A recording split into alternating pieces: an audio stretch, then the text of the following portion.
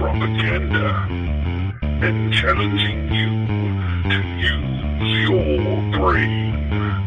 It's time to step into the truth. Yes, that's right, ladies and gentlemen. It is indeed time to tap into the truth. With you as always, this is your host, Tim Tapp, coming to you live from historic Roane County, Tennessee. I come to you today a bit under the weather, currently with a fever of 101, and this is with consistently taking Tylenol. After having seen a medical professional yesterday who simply told me to get plenty of rest, plenty of fluids, and try to stay on the Tylenol. That was their advice, and this is my second day in feeling this way. Not particularly great, but too much time has passed, too much things are going on, had to get on the air, had to broadcast. First and foremost, talking about the primary issue on today's broadcast is Senator Ted Cruz's report on Obama's power grab. He titled it in a fashion that leads us to believe he plans on doing this at least once a year from now on. If that's the case, so be it. We'll get into the specifics of that, but it is reason and grounds for people to have hope. Finally, some kind of hope in involving the occupier and his attempts at fundamentally changing America. Before we get into that, though, as usual, we're going to go down a plethora of news items and try to get to as many of them as possible and as quickly as possible. Not the least of which is we will also be giving a small tribute, although she's deserving of much more, to Miss Lady Baroness Margaret Thatcher, who has passed on Monday of this week. One of the greatest true conservatives of our lifetime, perhaps of all time. For those of us who are truly conservative and who enjoy people who are able to not only talk the talk, but walk the walk, if you would, Miss Thatcher will be missed. But some other items in the news first. Let's go ahead and hit the conspiracy corner, shall we? Let's go ahead, actually, and let's play the audio clip, and we'll go on from the story from there. Now, this is Joe Biden talking about creating the New World Order. Listen up. The affirmative task we have now is to actually create a new world order, because the global order is changing again, and the institutions and rules that worked so well in the post-World War II era for decades, they need to be strengthened, and some have to be changed. So we have to do what we do best. We have to lead.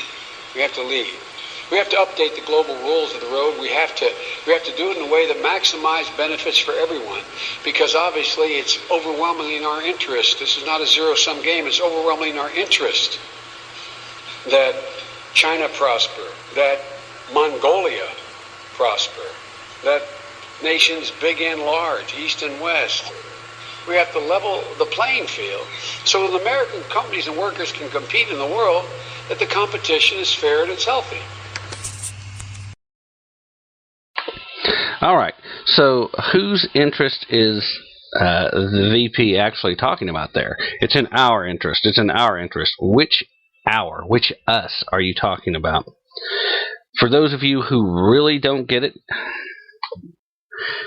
this is not really a theory anymore.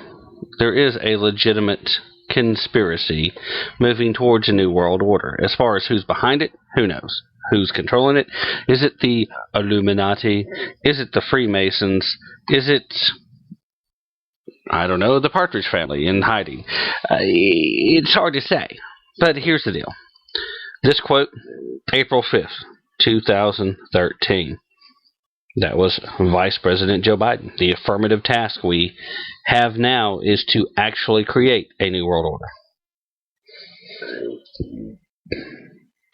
out of these troubled times, our fifth objective, a new world order, can emerge.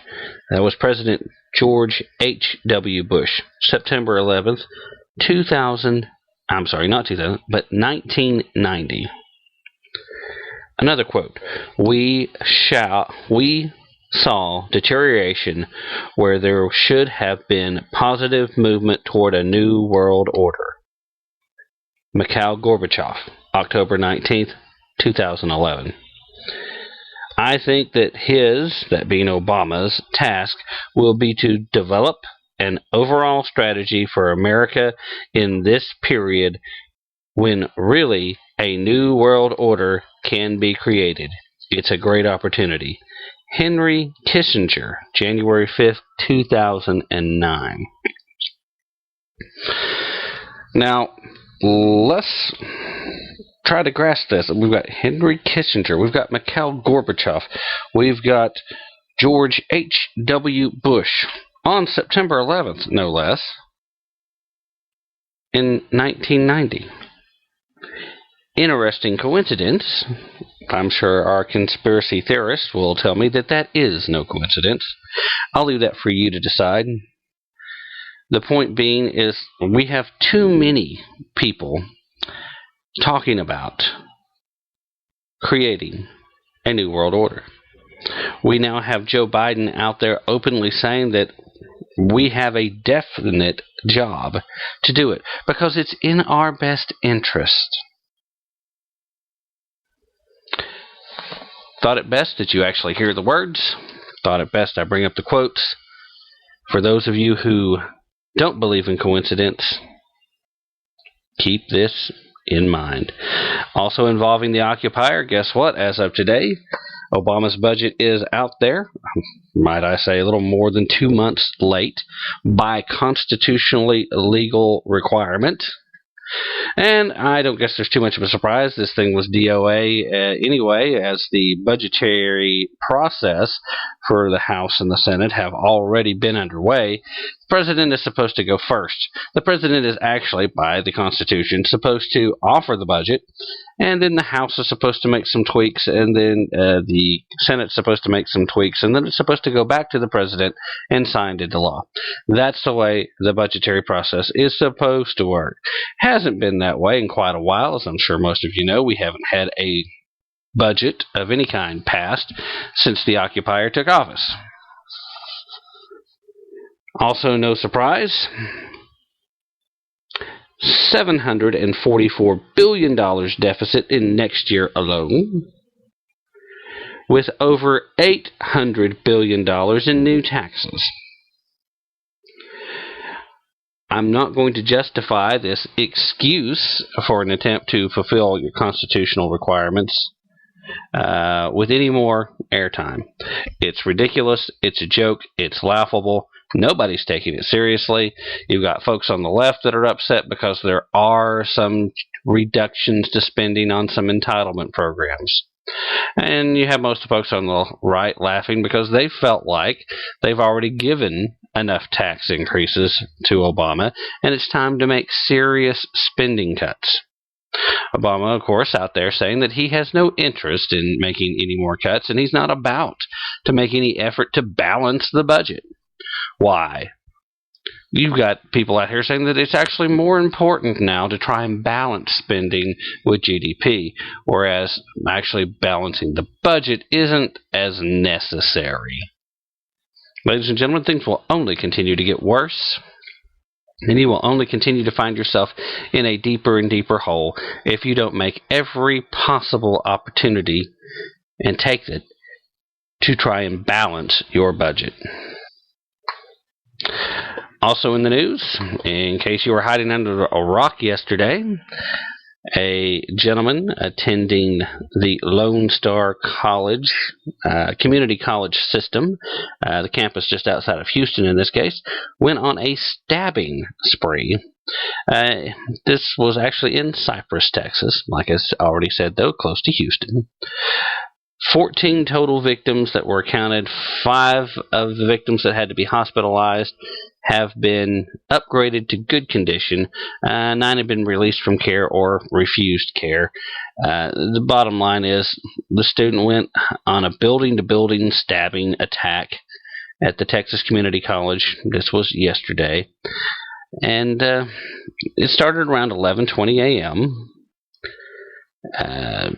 It sent at least 12 people to area hospitals, including 4 people taken by helicopter, so evidently they were pretty serious.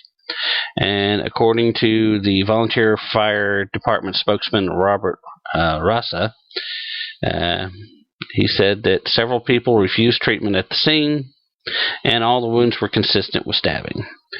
Sheriff Adrian Garcia said that officers responded to the campus after receiving a call about a male, quote, on the loose, stabbing people. He said it was not immediately clear what type of weapon was used, although that information has been released now, and it's been called a... basically, it's a small detachable knife that has a blade that is actually razor blade, more like a box cutter type thing, than a honest-to-goodness, here's my handle, here's my hard blade knife kind of deal. It's more of a box cutter kind of situation.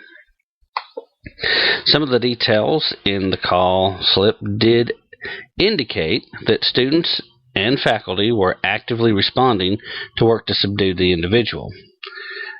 This was also quoted by Sheriff Garcia.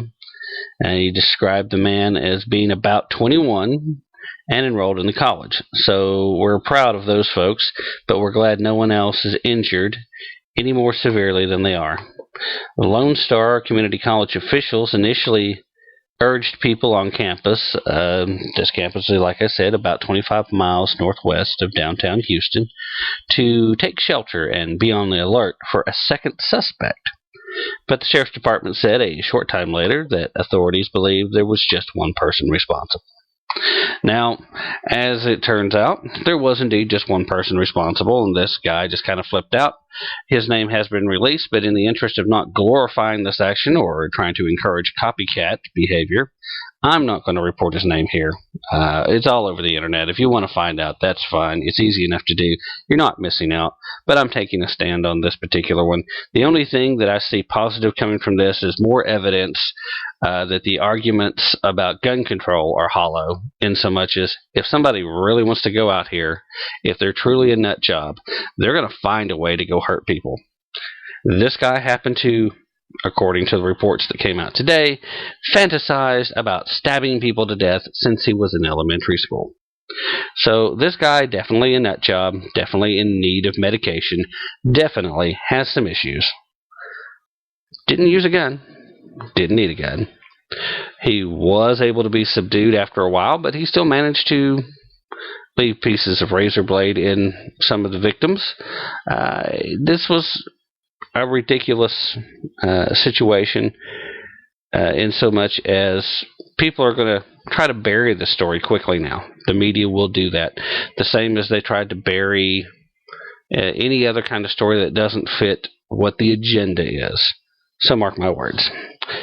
This will be missing in the media before the end of the week. Also in the news, they are attempting to put Saudi Arabia, and by they I'm referring to the State Department at the moment, put Saudi Arabia on the Global Entry Program. Now, for those of you who are not familiar with Global Entry, that is a fast-track entry system that allows verified travelers from these home-based countries to skip the standard security checkpoints. No more full-body detection, no more frisking at the gate. None of those wonderful things that our people have been subjected to by the TSA now for way longer than it should have been. Of course, any at all is probably illegitimate longer than it should have been.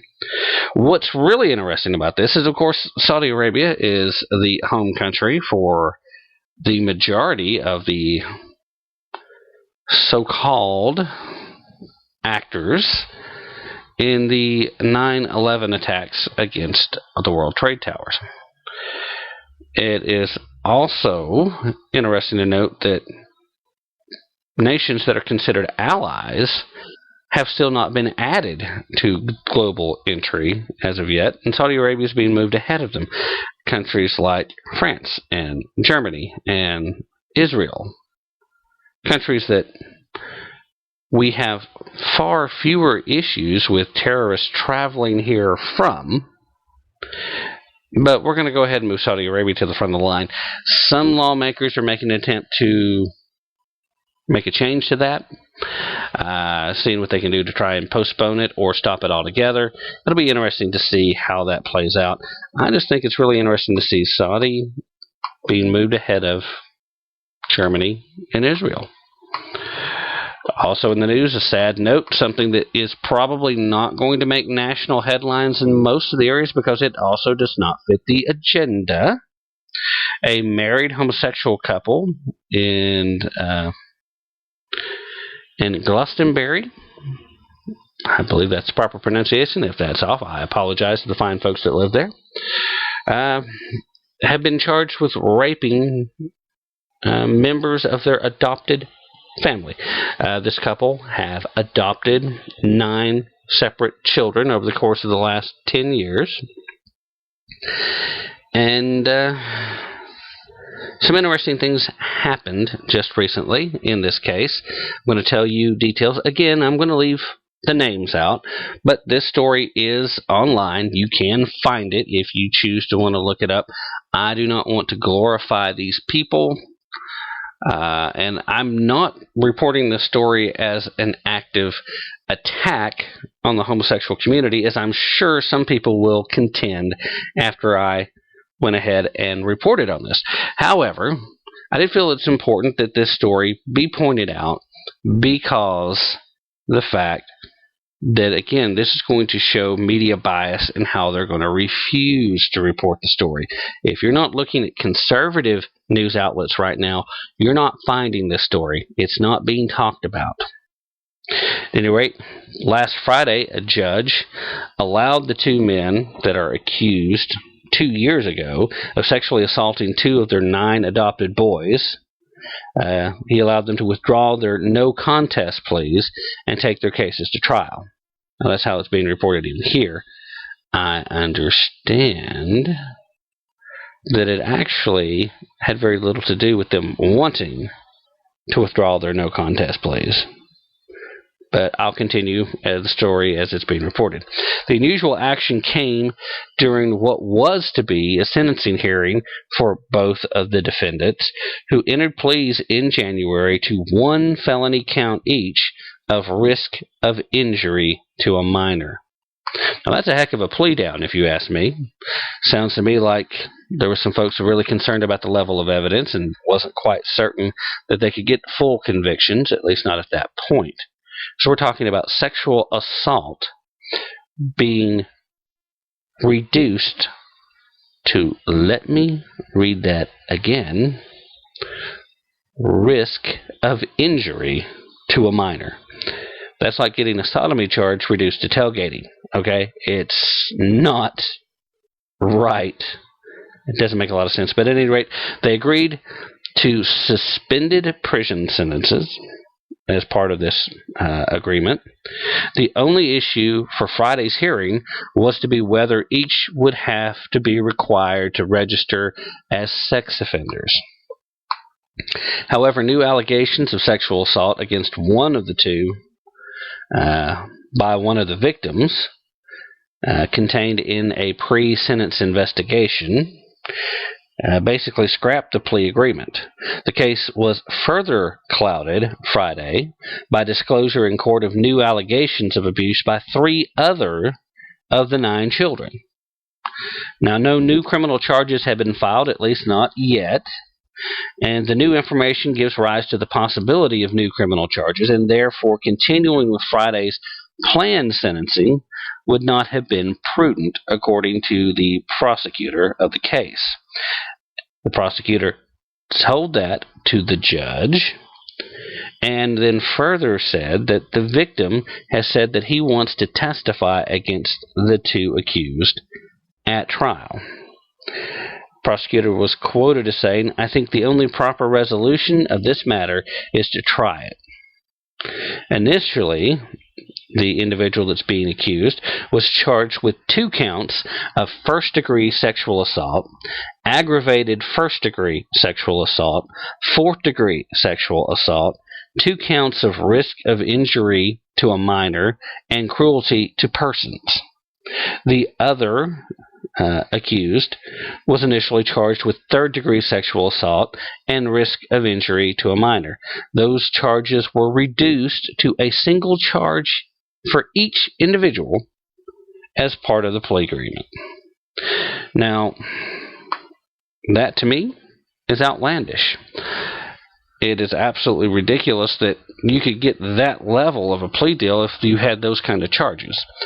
But we're going to keep an eye on this case, and we're going to continue to report on it. Like I said, I'm not going to mention names in this particular case, much like the other, because I don't want to glorify this action, and I don't want to be overly hostile to any minority community. I continue to report on this case simply because there is the gay community agenda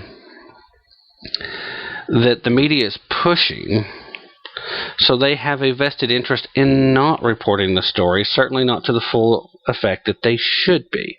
This should not be any different than any other couple who has adopted children. I'm yet to understand how any couple manages to adopt 9 children without enough of a background check being done that these children are not put in harm's way. I don't understand it. Maybe some of you guys can help me out with that, because I don't get it. Big news also in the news about decency. The FCC is contemplating huge changes to its decency standards in primetime television. According to a new report that I just came across today, the contemplation would actually allow for full frontal nudity, as well as the use of F-bombs along with every other kind of profanity, or at least an overwhelming majority of them. I first came across this story a few days ago. In fact, on Monday, there was a link put to an early report on this, and a link to the page where you can directly contact the FCC and make your comments to them regarding this. And I posted this on the Tap Into the Truth Facebook page.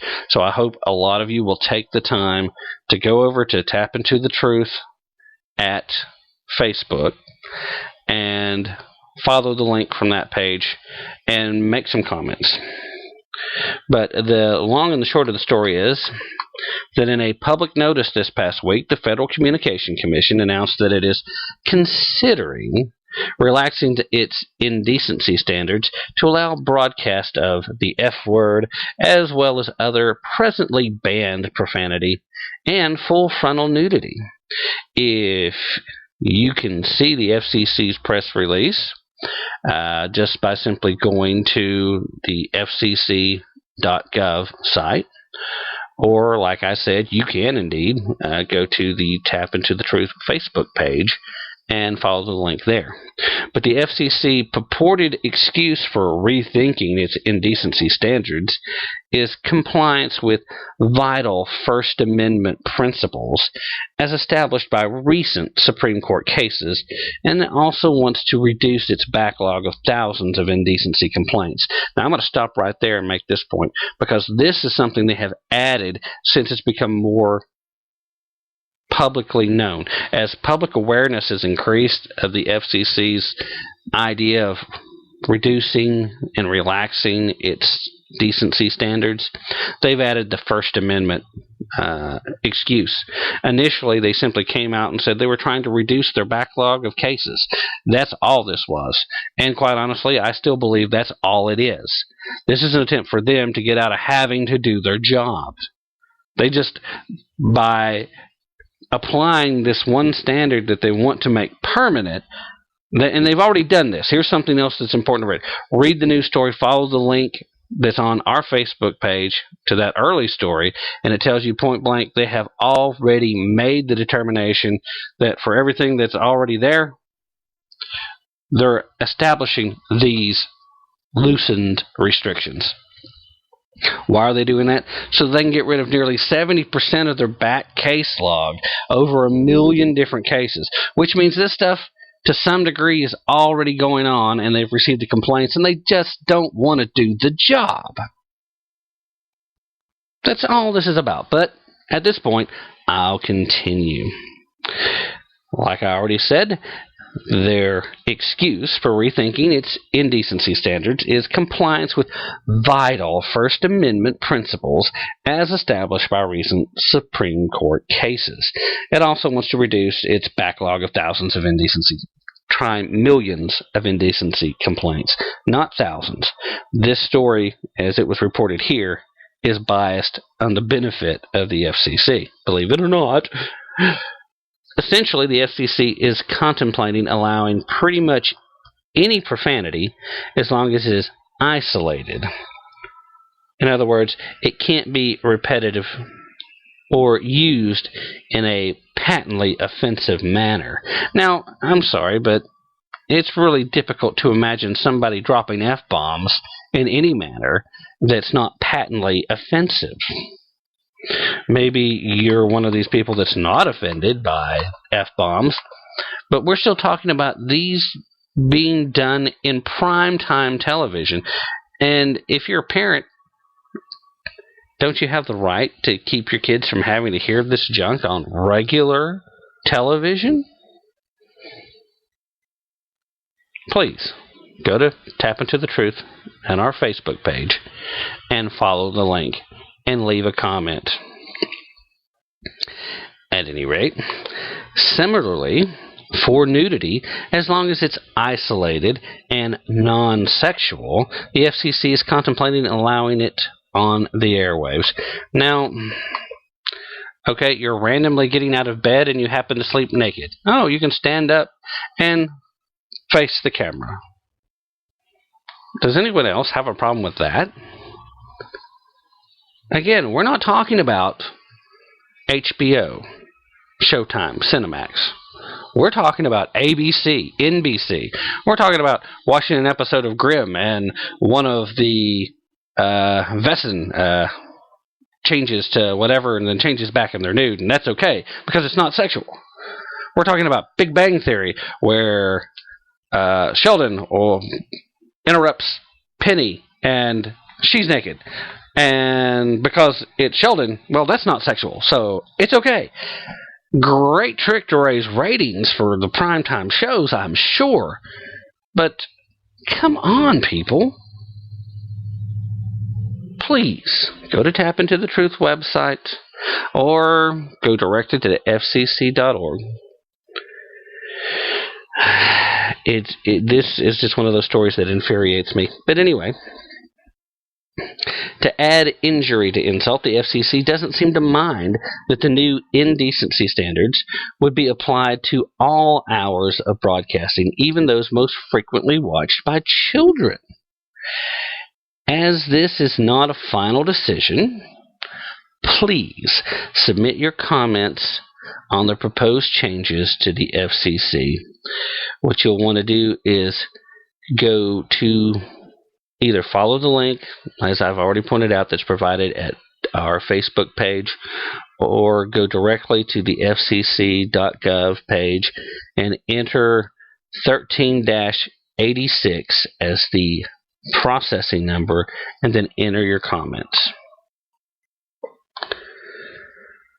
Now, let's go ahead and take a quick break, and when we return, we'll give our brief commentary about the Baroness Margaret Thatcher, and then we'll get to today's top issue.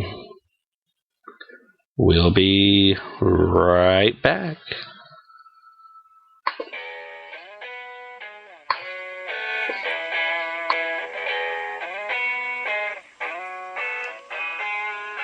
Tap Into the Truth.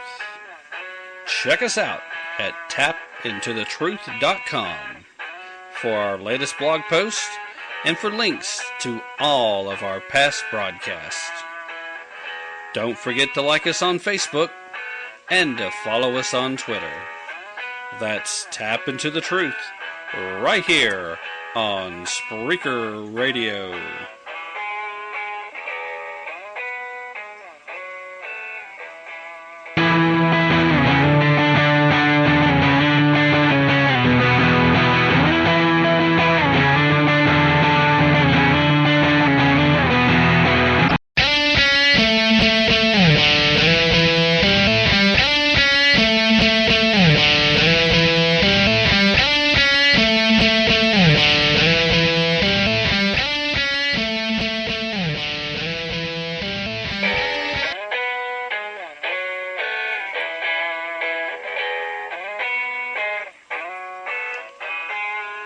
Tap Into the Truth.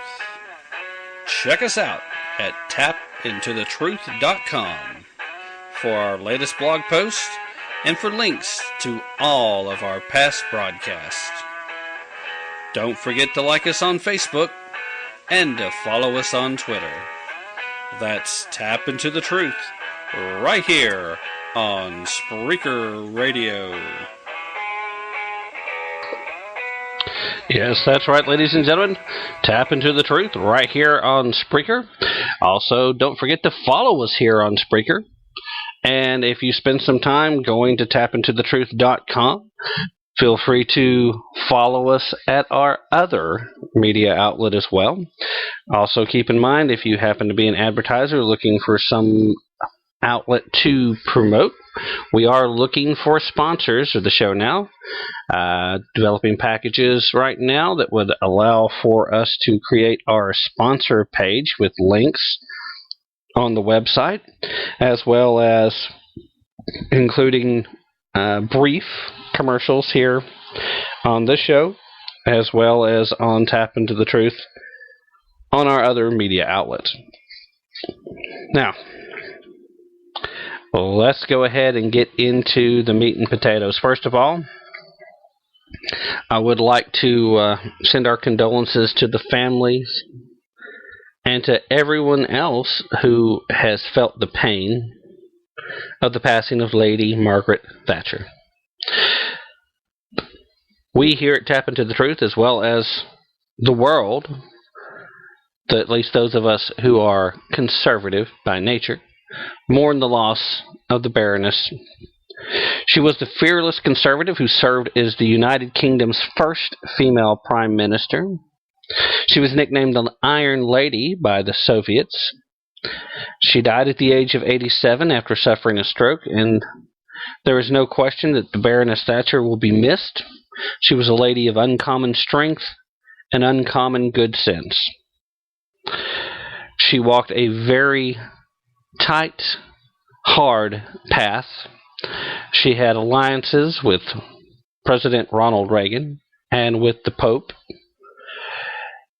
In these alliances, they fought to try and bring back morality and stand in opposition to world communism. She aided Britain through one of the hardest economic times when she took office, resisted calls for movement to more collective solutions. In the world of conservative politics, the Baroness is one of the greatest people of all time. So, for those of you who knew Margaret Thatcher, know that we here at Tap Into the Truth mourn the passing of the Iron Lady. Now, to today's main topic. Seems that there is some good news when it comes to the occupiers' unprecedented power grab. And Senator Ted Cruz of Texas has released his inaugural report on Obama's unprecedented attempts to expand federal power and how they've been met and received at the Supreme Court. Case 1, the legal limit the Obama administration's attempts to expand federal power, report number 1. And the U.S. Supreme Court rejects the Obama administration's DOJ's expansive view of federal power. Now, Senator Ted Cruz is the ranking member of the Senate Judiciary Subcommittee on the Constitution, Civil Rights, and Human Rights. In the particular case we're talking about, the Obama administration, through its Department of Justice, has repeatedly advocated a radical theory of sweeping federal power. Excuse me. The administration's view of federal power is so extreme that since January of 2012, the U.S. Supreme Court has unanimously rejected DOJ's arguments for more federal power 6 times. Notably, 4 justices who were nominated by Democratic presidents denied the Obama administration's overreaches. The occupier picked 2 of them himself.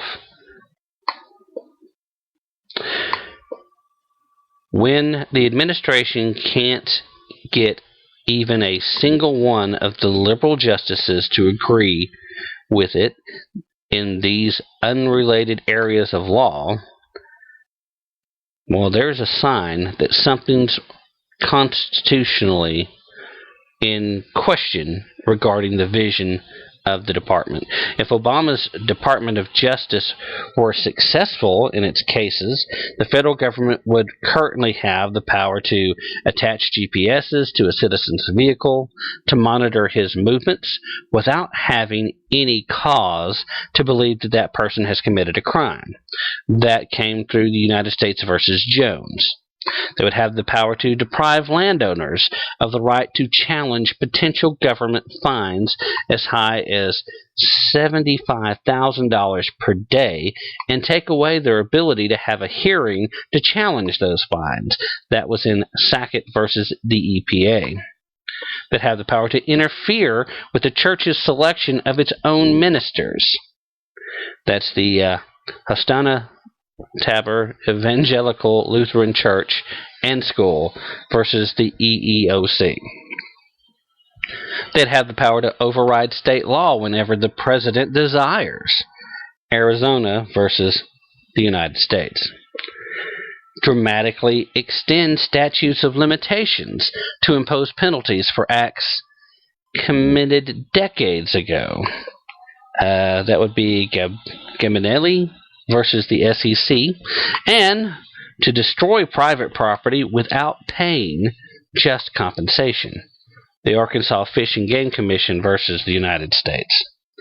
The arguments advanced in these cases demonstrate an astonishing view of federal power on behalf of the occupier's administration, worthy of further examination.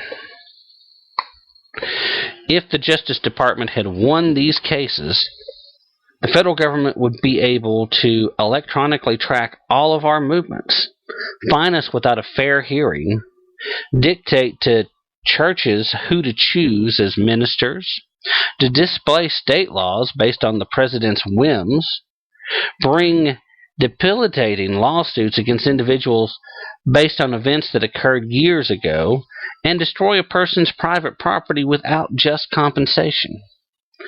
Luckily, we do not have to live in that America. The fundamental transformation of America has still been slowed.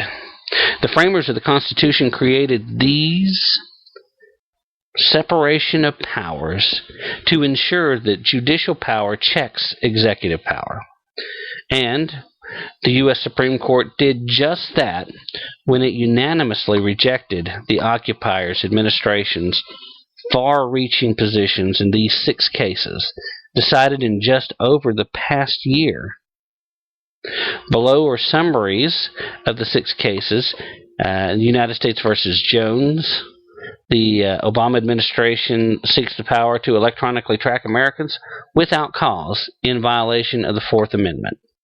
In the United States versus Jones, the Department of Justice attempted to secure carte blanche authority to monitor the public movements of anyone at any time without providing any reason at all. The Department of Justice sought the right for the government to attach a global positioning system device to a vehicle and monitor its movements without cause, unsuccessfully arguing that the Fourth Amendment, which protects Americans from unreasonable searches and seizures, does not extend to electronic tracking devices.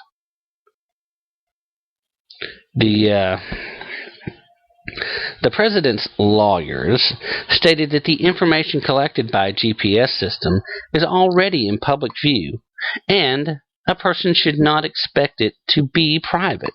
Thus, accordingly to Department of Justice, police could attach a GPS to a car and monitor its movements in public without a search warrant or any cause to believe that a crime would be committed.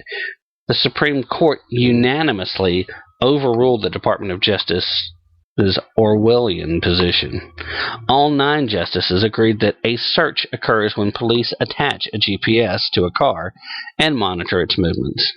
In Sackett versus the EPA, the Obama administration attempted to severely curtail property rights without giving citizens process to challenge the EPA. The Department of Justice sought to prevent a landowner from challenging the Environmental Protection Agency orders and fines. The EPA's Clean Water Act, which prohibits the discharge of pollutants into the waters of the United States, was at the center of the dispute. If the EPA believes someone is violating this provision, the agency can issue an administrative order requiring the property owner to remediate the problem, and then file a lawsuit if the owner doesn't comply with the order. When the EPA issues 3 of these warnings, a compliance order will then prevail. In a subsequent lawsuit, the property owner can be fined up to $75,000 a day. Now, the DOJ argued that the Sacketts could not challenge the EPA's compliance order until the EPA filed a lawsuit against the Sacketts. To enforce the order, according to the Department of Justice, the EPA's discretion to determine when and whether the suit should be filed and its ability to use the compliance order mechanism for its intended purpose would be substantially undermined if compliance order recipients could immediately hail the agency to court. Now, do you see what's happening there? Meanwhile, the other primary court issue, they wanted to tell a church who they could have as a pastor. They wanted to tell people what they can do with their private property. They wanted to say that they had the legal right to electronically electronically monitor your transvalence from one place to another. The Supreme Court stood up, even the 2 justices appointed by the occupier. That is reason for good news. That is reason to be hopeful. Perhaps the nation may not be as far gone as we once thought. But as long as the Obama administration continues to push these type of lawsuits and waste our time while they continue to ignore real crimes that they're doing, we're still a nation at risk. That's today's show, ladies and gentlemen. Thanks for listening. Remember, don't take my word for it. Definitely don't take their word for it. Take some time, do a little research, use your brain. That's what it's there for. Hope everybody has a great day. Thanks for listening. Come back and see us.